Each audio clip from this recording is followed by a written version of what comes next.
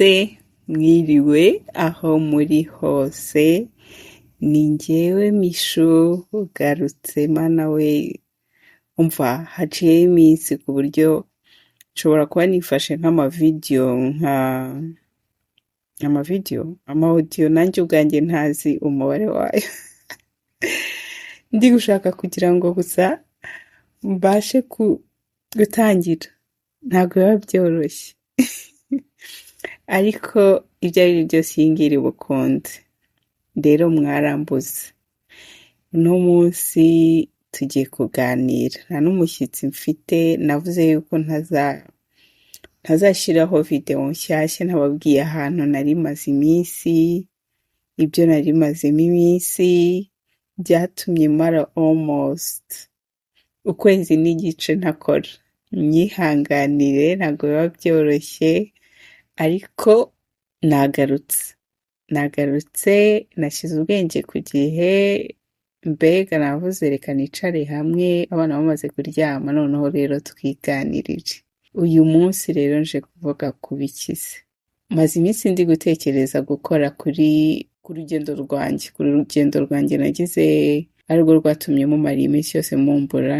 Nagize urugendo rujya muri Afurika, njya gusura umubyeyi wanjye nkunda cyane ariwe mama wanjye, n'abavandimwe n'inshuti kandi n'abantu batambonye. Ni ukuri munyihanganire, nari mfite igihe gitoya kandi ngomba no gutwara abana bwa mbere. Uri kumva rero ntabwo biba byoroshye kuba wamara imyaka igera muri, nari maze almost 3 yari yuzuye, ugasubirayo ufite igihe gitoya, noneho ugiye no kwerekana abana. Ntabwo ushobora kubona abantu bose. Arabona agiye mpamagara ntitubonane bikanga, cyangwa nabo bakampamagara bikanga. Ariko na apologies ko abantu bose baba kuri Waiha, most of them cyangwa hafi ya bose muri inshuti zanjye, mu muryango wanjye. Niyo mpamvu nyine mbafashe aka kanya nkasaba imbabazi aho bitagenze neza. Rero tugiye kuganira tugiye kuganira ku rugendo rwanjye nagize kuva rutangira kugeza tugarutse. Rwari urugendo rutoroshye, ariko narabishoboye kandi nagarutse amahoro. Nanagerageje gushaka abantu twakorana naganiriza ku byerekeye Waiha, nyine nk'abashyitsi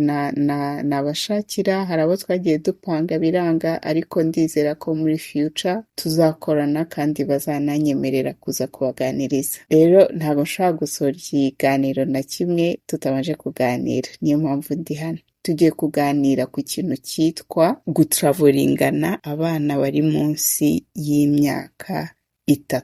Udukoryo twose twambayeho ndashaka kubabwira. Nyine umuhungu mwarabyutse, ndashaka kugira ngo nyine mbabwire uko byagenze. Ndaje umuhungu arabyutse.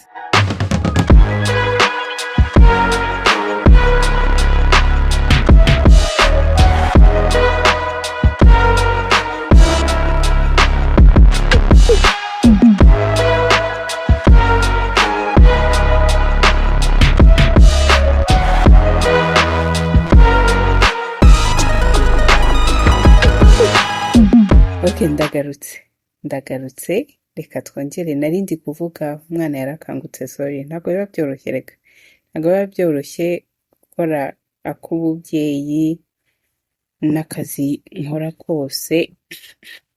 Ntabwo biba byoroshye, ariko umuntu aragerageza. So narindi kuvuga nyine iby'urugendo. Tugiye kuganira ku rugendo rwanjye kuva rutangira kugeza nyine rurangira. Tugiye kuvuga narindi kuvuga nyine uburyo mu gutravoringana, kugendana abana mu rugendo runini. Ufite abana bari munsi y'imyaka 3, babe 2. Sinzi ko hari uwaba afite 3 munsi y'imyaka 3. Naba nkukomeje. Njye mfite 2. Umwe afite aruzuza imyaka 3 ku kwezi tugiye gutangira, uwundi afite amezi 16. So nimba uri mugenzi wanjye ukaba uteganya kugenda, ufite urugendo nyine ushaka kujyamo, ndakubwiye ngo ngwino unyegere, utege agasambi twiganirire, ubwire urugendo uko rwagenze. So nateguye ibintu nka bingahe nyine turi buvugeho, ibintu turi buvugeho nyine by'ingenzi. Icya mbere, mbere y'uko upanga ikintu na kimwe icyo ari cyo cyose, kubera ko nyine kugeza aho uvuga uti ngiye ndashaka kujya muri Afurika, mbere y'uko upanga ikintu na kimwe, mbere y'uko utangira kureba amatike, tangira ushaka amafaranga mbere na mbere, amafaranga yo gushaka ibyangombwa byawe. Impamvu ndi kuvuga bino, hari mistake nagiye mbona ku bantu njya nsabira ibyangombwa, cyangwa abo nagiye mfasha agakora mistake, nkavuga nino mistake nzayivugaho. Wayiha iriho kugira ngo idufashe nk'abantu bose, ube cyane ariko abantu bari muri marriage, abatayirimo bose, kugira ngo nyine twige ku makosa yacu dukora mu buzima bwa buri munsi. Ikintu cya mbere ndi buhereho, ndahera ikintu cya mbere ugomba gukora mbere yo gutekereza kugura tike n'ibiki n'ibiki.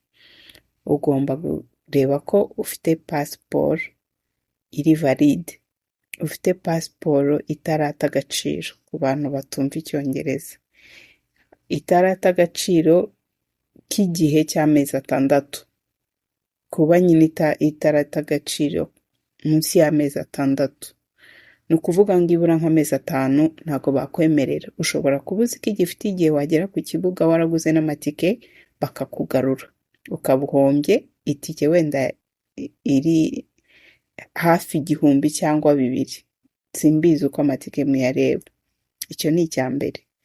Noneho ndi kuvuga ku bantu bafite abana. Ushobora kuba abana bawe nta pasiporo bafite cyangwa nabo bayifite, ugacekinga ko pasiporo zabo ziri valide, zifite agaciro kari hejuru y'amezi 6, nyine zitaraba expired, zitarata agaciro k'amezi 6. Yaba ntazo bafite, ukazisaba mu gihe at least cy'amezi 3 mbere y'uko upuraninga cyangwa uteganya urugendo rwawe rujya hariho hose. Ushobora kuba ari mu Rwanda, i Bugande, muri Canada, kuko naho basaba pasiporo.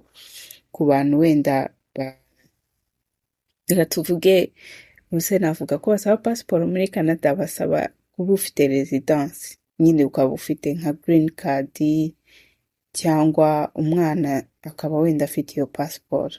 Ntabwo ndatwara y'abana, ariko ndabizi ko ufite green card ugenda. Ariko ntabwo wagenda gusa, ugomba kuba ufite green card n'akandi kantu ku ruhande, ibe travel document cyangwa iki.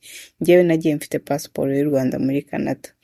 So reka tuvugire ingendo za kure zijya iwacu, arizo tufokasinga aka kanya, cyangwa muri Europe, ahantu hagusaba gufata urugendo rurerure ujya muri Afurika, muri Europe, hehe, mu Bushinwa, ahariho hose ushaka kujya. Wamara kureba ko ufite pasiporo iri valide igihe cy'amezi hejuru ya 6, abana bafite pasiporo iri valide, baba ntayo bafite, ukayisaba mu gihe cy'amezi 3. Ukiha amezi 3. Kubera iki twajya duhora twishyura amafaranga menshi kugira ngo ibintu babikohereze vuba vuba? Wakwiteguye mbere y'igihe kugira ngo usevinge n'ayo mafaranga. Hari ibintu abashuti banjye bari bwimenye bajya banserereza ngo usigaye ufite imico y'abazungu, ngo urapuraninga, ngo urandika. Ntabwo ari imico y'abazungu. Kubera iki ariko umuntu atakwifuza ibyiza? Ntabwo ibyiza natwe biratubera. Uri kumva, ntago ibintu byiza byose twebwe abirabura bitatubera, natwe reka twaberwa n'ibyiza. Ntabwo ibyiza byose bigomba kuba abazungu. Hari ibyo dukora ngo ibyo ni iby'abazungu, ariko nta kintu kivuga ko umuzungu ari we, nta kintu kivuga ko umuzungu ari we ugomba kubaho neza, twe ntitubeho neza. Ko tuba twaragize amahirwe tugaturana nabo, kubera iki tutaryoherwa n'ibyiza tubabonaho? Uri kumva? So tugeze kuri mu gushaka ya pasiporo. Muri icyo gihe noneho umaze kubona pasiporo, ugashaka amatike. Hari umuntu uri bwumve ibi bintu akagira ngo wenda ndi kuvuga ubusa, cyangwa akavuga ibi n'ibikimima ari kuvuga. Hari umuntu waba utazi ibi bintu? Hano muri iki gihugu cyacu, cyangwa n'abava muri Afurika baza babonye amaviza baza hano muri Amerika, ushobora kubiba ibintu ndi kuvuga nta byuzuye cyangwa nta n'ufite wo kubigufasha sibyo. amatike hano umuntu aranyishyura nkamugurira tike cyangwa nkamusabira visa cyangwa nkamusabira pasiporo. hari abantu bataba babizi ibindi kuvuga. So ni byiza ko nimba hari ikintu uzi ugisangiza bagenzi bawe. ubwo twakemuye ikintu cy'amadosiye cy'ibyangombwa cyavuye mu nzira. wabonye ko ufite ibyangombwa byose, noneho rero reka dushake tike. ugatangira ugashaka amatike. irindi kosa rya mbere bantu bashaka amatike cyangwa abantu mushakira abantu amatike, ujye umubaza se ufite abana? cyangwa nawe nubwira umuntu ukaza ukambwira uti Mimi ndashaka unshakire tike sorry, ujye umbwira uti mfite abana cyangwa mfite umwana uri munsi y'imyaka 3, sibyo? tufatire ku myaka 3, munsi y'imyaka 3 mfite umwana cyangwa mfite abana 2, 3 bari munsi y'imyaka 3. ndashaka umfashe gushaka tike yoroshye kandi igenda straight. imvuga igenda straight tuvuge nduvuye Chicago, uvuye New York, uvuye hehe. ndashaka tike yoroshye. ahantu hari tike ipfa kugerageza ni i Buruseli. i Buruseli wenda uva muri Chicago, ko akenshi niho nyura njye mva Michigan. iyo uva muri Chicago n'amasaha 8 wenda n'utunota, udashizemo wenda kuva hano dutuye Grand Rapids ugera Chicago. ibyo byo ni igihe gito cyane.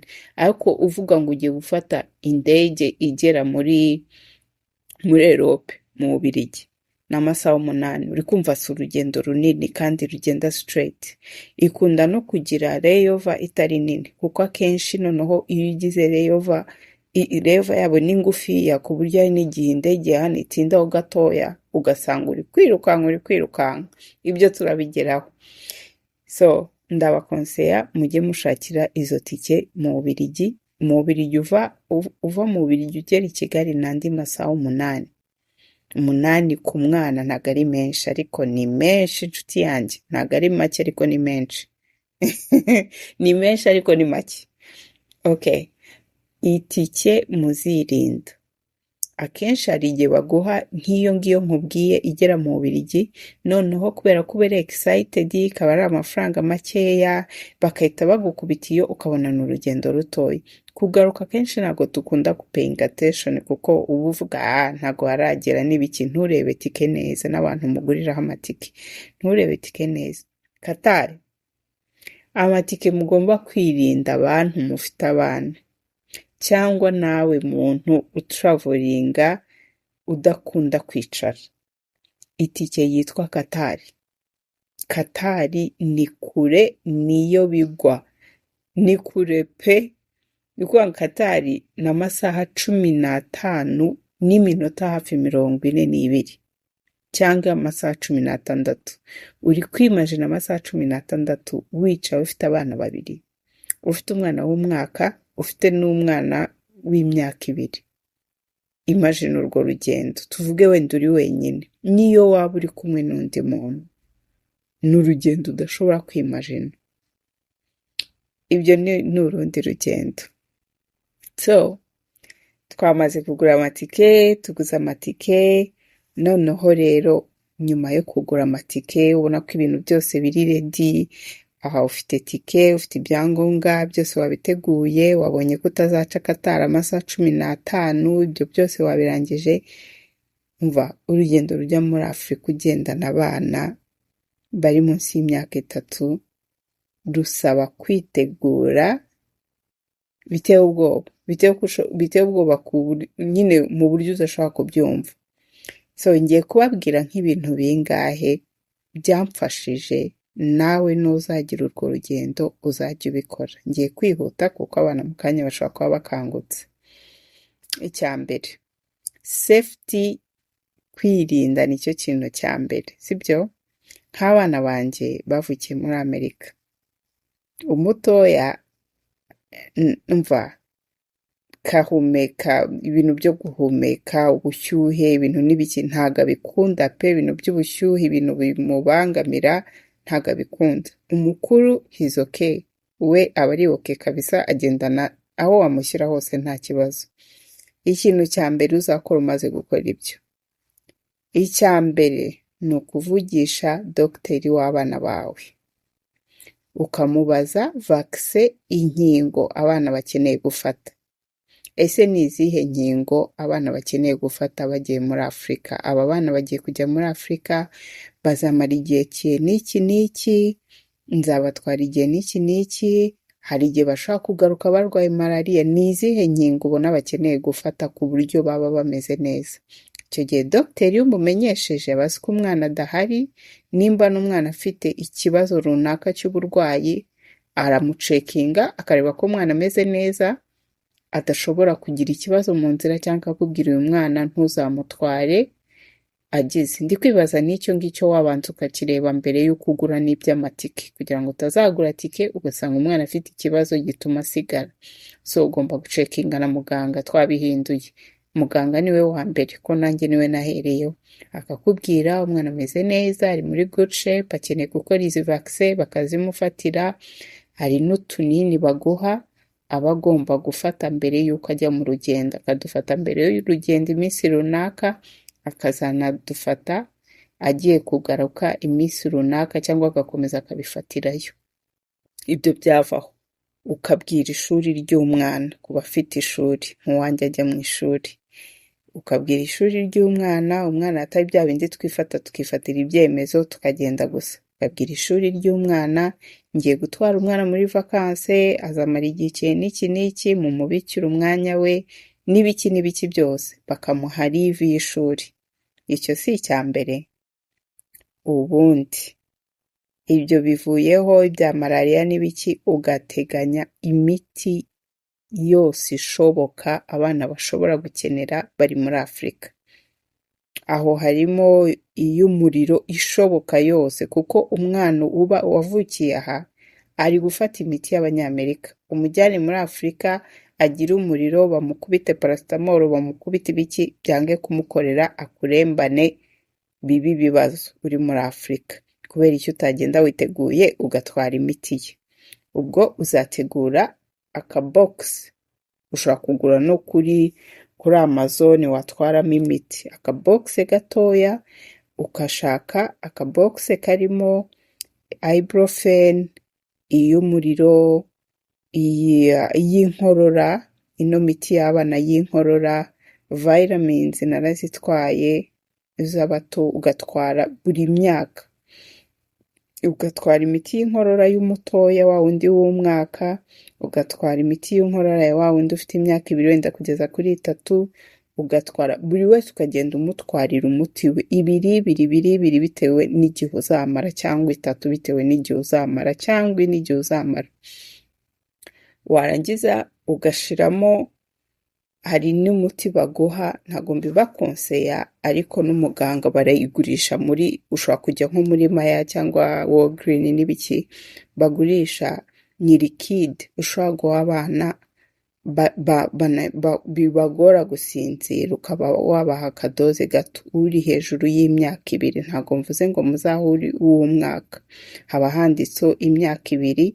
Uzabikenera ibyo byose yazanyandikira muri comment, nkamuha izo details zose. Ukamugurira ako gati, ashobora kugafata nk'igihe ari mu ndege ubona byamugoye kuryama bitewe ko ari urugendo rurerure, haba hariho doze runaka, ni liquide n'uw'amazi, ukamuha akaba yabasha gusinzira mu gihe ari mu ndege. Ntumuhe mwinshi, ukamuha igiciro, quantité, mbega igipimo kiri ku muti, ukamuha akabasha gusinzira. Ubundi ikindi, hari ukuntu iyo uri mu ndege ugira amayeko, reka nkivugeho turi gushaka kuri ibyo ngibyo by'imiti n'ibiki. Urabona nk'indege igiye guhaguruka, hari ukuntu indege igiye guhaguruka ufungara amatwi ukumva wagira ngo harimo ibintu biri kuvugiramo. Iyo ufite abana cyangwa umwana w'uruhinja, amatwi akamurya uri mu ndege, nicyo kintu cya mbere utakwifuza kuri ino si. Hari utuntu tumeze nka headphones mu kinyarwanda sinibuka nimba, ekuteri, reka tubyite ekuteri, ariko za zindi nini ugura kuri Amazone tw'abana b'impinja bari munsi y'imyaka 2. Kaba kameze nka ekuteri gafunga amatwi ariko si ekuteri. Umukuru wa wundi uri hejuru y'ibiri cyangwa n'abakuru natwe ubwacu natwe bakuru ibyo ngibyo turabikenera. Ukamugurira ekuteri wenda n'agatabureti ibyo nabyo turabigeraho. Cyangwa utabasha kugura ibyo ngibyo nkubwiye ukitwaza bombo zo ku gati. Bombo zo ku gati icyo zigufasha cyangwa nimba atararya na bombo wa wundi w'uruhinja. Igihe indege igiye guhaguruka ukamekinga shuwa kumwonsa umuhereza ibere. Uko aryonka amatwi nyine mashwa izi ziba ziri gukomeza zimuvinga cyangwa ntago mbizi ko ndibuvuge mu Kinyarwanda, ntago bituma amatwi ye azamo bya bintu bivuga, sinzi uko ndibubivuga ariko ababyumva ibyo ndi kuvuga bari bwumve icyo nshaka kuvuga. Natwe bakuru igiye guhaguruka ukarya bombo nicyo kimwe, ntago amatwi yawe afunga kuriya. Then yajya no kugwa hasi igiye kumanuka nabwo ukongera ukabikora kwa kundi ukamuha ya bombo akaba ari kuyirya nyine ukamujijisha, akaba ari kuyinyunguta, cyangwa ukamwambika za ekuteri cyangwa uruhinja ukaruha ibere. Icyo ni kimwe. Ikindi ni ibiki dukeneye gupakinga rero mbere y'urugendo by'abana, ibintu dukeneye gupakinga nyine dukeneye kubika muri marete y'abana cyangwa muri varize, kakavarize ko hejuru ukenera hejuru. Dukeneye diaper, wipes zihagije, formula amata ye, ibiryo bye, ubwo turacyari ku ruhinja. Snacks ushobora gufata twa tundi bakunda guha abana bari munsi y'amezi 6 cyangwa bari munsi y'umwaka banyunguta tuba dufunze. Utwo mu ndege baratwemera, cyangwa ugatwara ji ifunze utakozeho barayemera, na snacks ukagura bombo nyinshi zishoboka. Ibintu birimo snacks nyine abana biterwa n'ibyo abana bawe bakunda. Noneho ukagenda ubipakinga mu zip bag ku buryo nuca kuri security babona ko ari ibintu by'abana, baba banabibona ko ufite abana. Iyo wabishyize mu kantu ugashyiraho amarebo n'ibiki barabibona ntibirirwe banakugora. Ngiye natwaye ji zihagije, ntwara buri rugendo tuvuge kuva Chicago ngera mu Bubiligi nari nakoze utu snacks tugiye dufunze mu dushashi ku buryo batabibonera icyarimwe. Noneho wa wundi mukuru namuguriye aka carry-on, aka kapu gatoya ko gukurura karimo ibyo ari bukinishe ku buryo atumva. Ugerageza gushaka ibikinisho byoroshye biri light byo gushushanya, ibitabo birimo gushushanya, ugashaka tablet uyifite, izo bombo, amasukari uremera ukayabaha, ariko urugendo ku buryo utamwemerera kurambirwa kugira ngo arambirwe. Narambirwa akakubayeho. Iyo arambiwe niho hahandi atangira nyine kwirukanka n'ibiki. Ikindi ukagura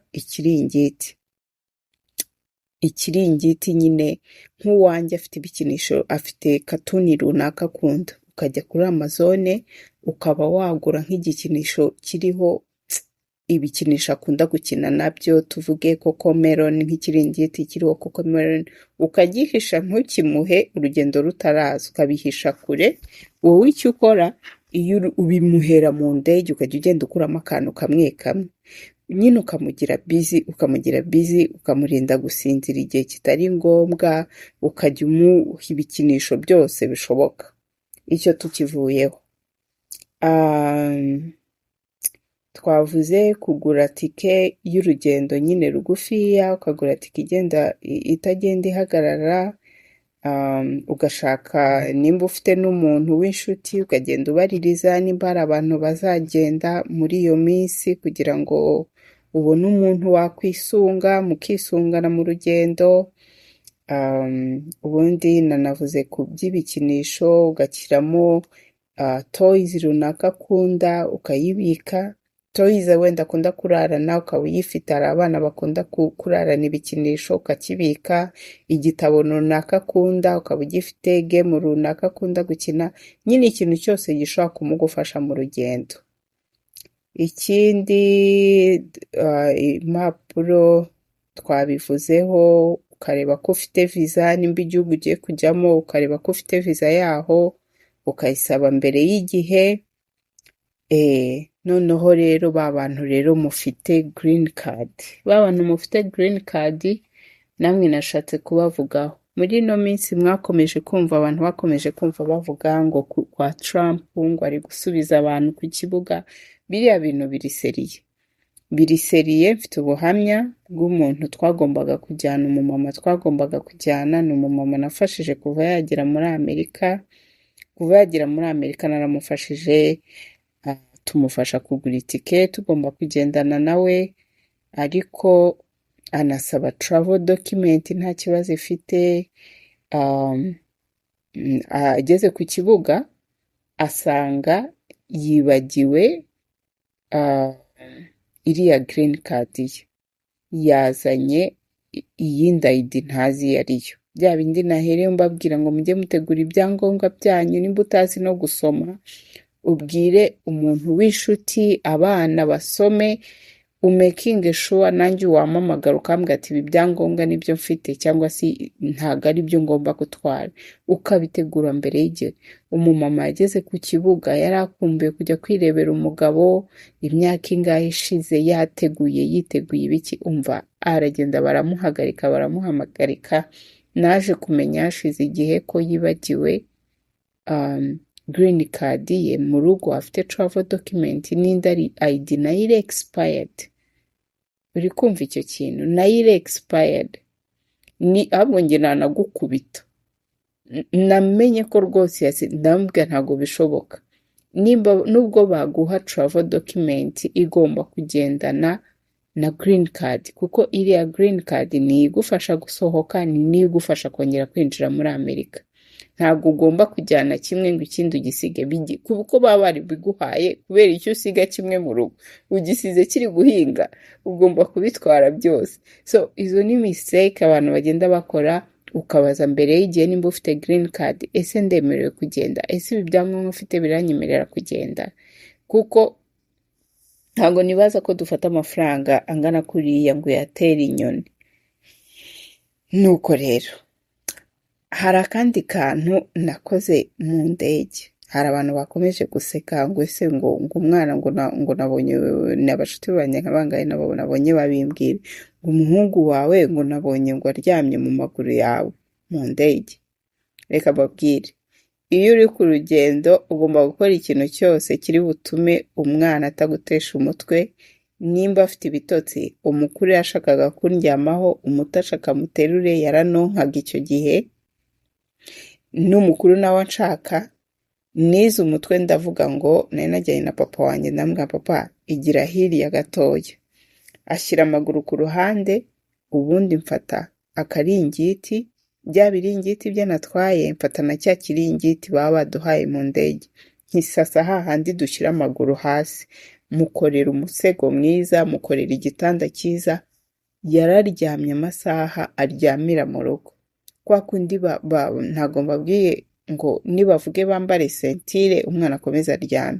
Nta muntu wigeze aza kumuhagurutsa, kuko icyo gihe aba yemerewe kuryama. Urabona kwa kundi urugendo rurerure bakomeza bakubwira mwambare sentire, mukureme sentire, hari igihe batababwira ngo muyambare nk'amasaha nkangaye.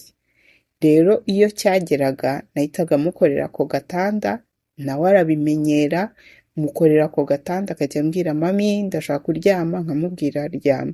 Umwana akiryamira hariya hasi munsi y'intebe agasinzira hafi amasaha ane. Ubwo mba nsigaye ndi kurwana n'umuto. Umuto nawe yasinzira akaryama kuri ya spati ya mukuru we ko we yishyuye itike, nkamuryamishaho hagati, bose bagasinzira. No kumenya ubwenge, ibyo byose nibyo nagiye nkoresha. Ikindi, hari igihe abana bakunanira kurya mu ndege, biriya biryo bikabananira, umwana kubera igihe kirekire wenda yanavuye mu rugo atariye, kutabatwarira snacks zihagije. Ushobora no kubatwarira amandazi ubifunga mu kantu, ushobora kubatwarira capati, ibyo byose ntabwo ari ibintu mu ndege bakubuza. Nta watubwiye icyo bakwangira ni uguca kuri sekirite ufite ibyo wafunguye. Ariko uwamushakiye icupa ryiza ririho ibikinisho akunda, icupa, amabibero, nimba akoresha bibero zitarimo ikintu, nta kibazo. Ubitwara byose nta kintu kirimo, nta maji arimo, amata nimba akoze y'umwana ukayashyira ku ruhande, ugatwara akantu gashyushya kabe akateremusi ukagatwara ku buryo nugera mu ndege ubasaba amazi ashyushye ukayabikamo the whole time. Washaka gukora amazi y'umwana ukayakora, washaka gusaba amata bakagushyiriramo ashyushye, waba ufite siriyo wabitse nazo urazibika iyo ubishatse ukazishyira mu kantu bigaragara ko ari siriyo, ugaha abana bakarya, bikagufasha urugendo kugeza mugeze iyo muri kujya. So ibyo byose ni ibintu byagiye bimfasha mu rugendo. Ikindi, hari n'uburyo ushobora kugura umwanya. Ushobora kugura siti aho urambura amaguru, cyangwa ukaba wanagura basinete, agatanda k'umwana kuryamamo ufite umwana ukiri mutoya. Ni amadolari aba ageze wenda mu 100 cyangwa 80 nangahe bitewe, simbizi. Ukaba wakagura bakakaryamishaho, cyangwa ugakoresha uburyo bwanjye abaye ari mukuru, ukamuryamisha hasi ugasevinga amafaranga. Tugeze ku kindi, kumva nenda kurangiza. Ikindi rero nacyo cyangwa nibagiwe, ukirinda gutwara ibintu byinshi hejuru, ibikapu byinshi hejuru. Twara utuntu dukeya, nimba uzi kuri wenyine ufite abana, utwara agakapu ko mu mugongo. Wirinde ibintu by'amakeriyoni ufite abana barenze 2. Utware ibintu byose ukeneye by'abana, ibyo uri bukenere byose ubishyire hasi babitware. Ufite sitorora y'abana 2, ni byiza kuyitwara ufite sitorora y'abana 2, ariko ufite umuntu muri kumwe, kuko hari igihe indege itinda bikagusaba ko uri bubasunike ukirukanka. Icyo gihe ukubita igikapu mu mugongo, ukabakubita bose muri sitorora ukabasunika. Ariko ufite keriyoni ibyo byose ntabyo wakora. Cyangwa ufite undi muntu ugutwaza agafata ibindi bintu, mukirukanka mukajya mugera kuri gate byihuse. Cyangwa waba uri wenyine ugafata ya sitorora bakayijyana hasi, biba ari ubuntu. Igusanga i Kigali ubishaka, wayisanga i Kigali. Ukitwaza kakantu batwaramo umwana, cyangwa ukitwaza igitenge ku buryo umwe umukubita mu mugongo, uwundi ukamufata, ubundi nta by'ibikapu, cyangwa ubwo ufite umuntu uri bugutwaze, cyangwa ukamuzirikira imbere igikapu mu mugongo, ubundi mwana akaboko, mugakomeza urugendo. Ibyo byose ni ibintu nakoze. Ariko uri wenyine nta by'amasitorora, yishyire hasi, izagufasha ugeze mu Rwanda. Mufite nk'ahantu muri kujya, ubashyiramo ukabasunika. Ikindi ni icyo kuntuza, ariko ndikumva ibintu byinshi nabibifuzeho ku rugendo rwanjye. Ikintu kindi nakoze nka regreta, ikintu cyitwa kujya ku Kagera ufite abana bari munsi y'imyaka 3. Nimba uzi ko ufite umwana ufite umwaka, cyangwa wenda kuzuza imyaka 2 utaragira imyaka 3, ndakubwisha ukuri ko nta kintu ntazibuka ko mwagiye ku Kagera nk'uriya munaniro. Ntabwo nari nzi kujya ku Kagera mu gitondo mukava mu rugo saa 10 mukagaruka saa 12. Nari nzi kujya ku Kagera mukareba akantu gatoya, ibisimba byose biba birimo, mukabirebera ahantu hamwe, mugahita mugenda mukarya mugataha. Mbega mwa nshuti zanjye, ibi umva, nageze aho nkajya mvuga ngo uzi ko Akagera nta bisimba bikibamo, nta gisimba na kimwe kirimo. Tukagenda, harimo abantu bari mu yindi modoka, batashye barakaye babibuze kubera umushoferi wabo yabaga yarambiwe. Uwacu yarahagararaga niyo yaba iminota 10, akatubwira turahagarara mpaka haje inyamaswa runaka igacaho.